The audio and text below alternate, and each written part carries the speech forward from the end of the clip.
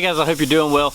Popular question that we get asked all the time this time of the summer when it's super hot and super dry, we haven't been getting any rain, is how long should I run my sprinkler system for? The answer to that is pretty subjective, but it also varies greatly. What it varies on, the biggest thing, the first thing is what kind of nozzles do you have and where are they located?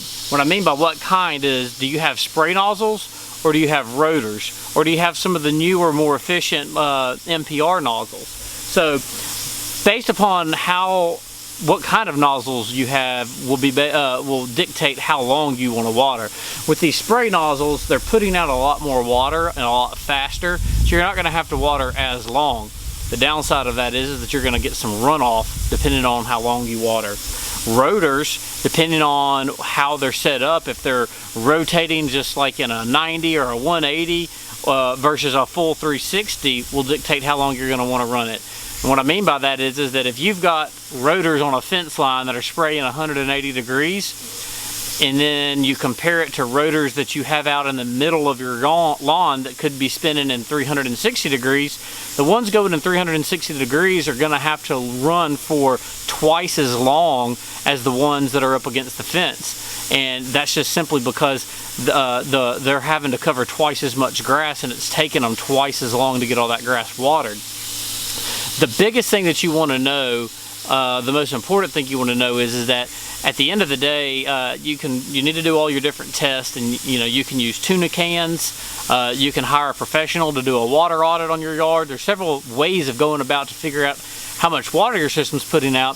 But the most important thing I want you to remember is that you're going to do more harm by watering less. And what I mean by that is that a lot of people feel like when it gets this hot out, they feel like they want to water every single day, but they'll only do it for 10 or 15 minutes because it's super hot, and they don't want to get that high water bill.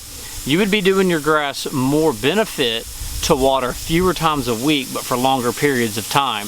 What the longer waters are going to do is it's going to allow you to get a much deeper soak, and when you get a deeper soak in between waterings, the roots of the grass or the plants have to go deeper looking for that water. When you water short periods more frequently, the water only ever soaks in the first inch or so of the water, and then what will end up happening is that the roots don't have to go very deep looking for that water, so you end up with shallow rooted grass or shallow rooted plants, and that in itself ends up leading to a plant or a grass that is just overall not as healthy. So the answer to the question is, it's kind of tricky, it's pretty subjective. There's a lot of information that's got to be had. Remember, rotors have to run longer than sprayers, and it also depends on where you are. If you're on a hill, you might have to water 2 times in one day, to where you don't get the runoff, let it soak in. I could just go on and on about this. So if you've got any questions though, we will help you any way we can. Look forward to hearing from you. Y'all have a good day.